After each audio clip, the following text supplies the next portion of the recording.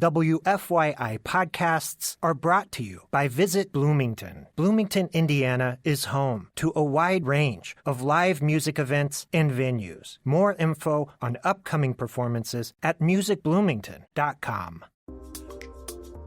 This is WFYI News Now. It's November 30th, and I'm Abriana Herron. Later in the show, the second major celebration of improvements at Riverside Park on the near northwest side. Our local parks are the fabric of our neighborhoods and the beating hearts of our communities. That's coming up, but first, these headlines. Northern Indiana Federal District Judge Holly Brady dismissed the Title IX gender discrimination claim of 3 former Huntington University runners against the university last week. The former university runners allege Nicholas Johnson, the university's running coach from 2018 to December 2020, sexually assaulted them and injected them with unknown substances. The claim says women runners were singled out for the misconduct, creating a hostile environment for the athletes. Judge Brady's dismissal says the allegations were overly inclusive and didn't meet requirements to prove violation of federal law. John Little, the former runner's lawyer, says he plans to appeal the ruling, but he can also file a new complaint with state court if the Title IX claim doesn't survive the appeal. Title IX only allows for economic damages, okay? So it's an injunctive statute at best. So was it our key case? The key to our case, no, is negligence. The university fired Johnson in December 2020 after he was arrested on charges of child seduction, kidnapping, and identity deception connected to a Huntington North High School runner. But the university runners say officials knew about the accusations since August. Separate from this civil case, Johnson faces criminal charges for sexual battery involving one of the former Huntington runners. A pretrial conference for that case is set in Huntington Superior Court for January next year. A 41-year-old man from Hebron, Indiana, in the Northwest, was sentenced Tuesday to 6 months in federal prison for trespassing at the U.S. Capitol on January 6, 2021. Matthew Huddle will serve 1 year of supervised release following his sentence. He must also pay $500 for damages to the Capitol. Huddle was in the Capitol building for 16 minutes, recording video on his phone of what was happening. He attended the Capitol riots with his uncle, Dale Huddle, whose case is still pending in court. The Civically Indiana project from Indiana Public Broadcasting answers your questions about the how and why of Indiana's state government. This time, a listener asks, how do you contact your legislator in Indiana?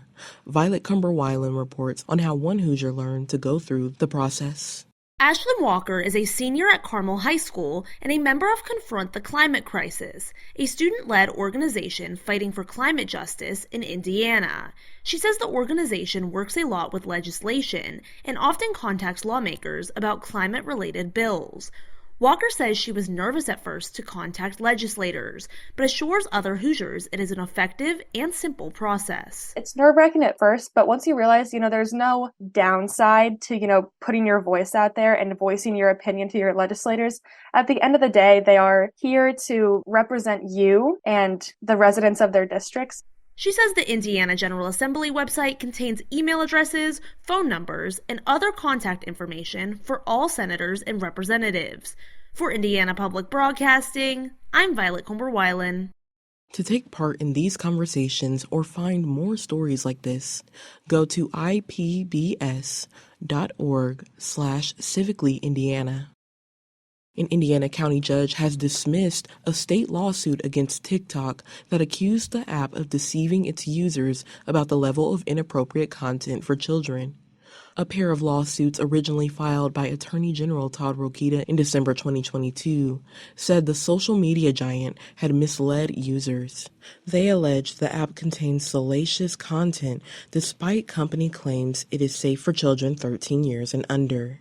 In the second complaint, the state argued that the app deceives consumers into believing their sensitive information is secure. The lawsuits were consolidated. A spokesperson says the Attorney General's office is, quote, considering appellate options at this time. And for our last story today, the second major celebration of improvements at Riverside Park was held this week. WFYI's Jill Sheridan reports on the planned $13 million project to transform an old golf course into a new green space. The Riverside Adventure Park will feature new trails, a pavilion, a nature-themed playground, and a fitness loop. The project is one of several planned improvements to Riverside Park, which spans more than 850 acres on Indianapolis's near west side. Last month, a new promenade opened on the south end of the park. Designs were presented to the community last year, and everyone was invited to add their input on improvements. Councilor William Duke Oliver is retiring from the Indianapolis City County Council this year after 20 years. He says he served on the Parks Committee for 12 years because parks are important. They are beloved, sacred spaces that help tell our city's story and history and honor people's legacy for many years to come. Our local parks are the fabric of our neighborhoods and the beating hearts of our communities. This project receives money from the Circle City Forward Initiative and a Lilly Endowment grant. I'm Jill Sheridan, WFYI News. That's all for today's episode of WFYI News Now. Our podcast is produced by the following people who live in your community: Darian Benson, Kendall Antron, who composed the music for this podcast, and me, Abriana Herron. Our news director is Sarah Neal-Estes. If you like today's episode, find us wherever you get your podcasts to hear more stories about your community. Thank you for listening. We'll be back tomorrow with more local news and headlines. WFYI podcasts are brought to you by Visit Bloomington. Bloomington, Indiana is home to a wide range of live music events and venues. More info on upcoming performances at musicbloomington.com.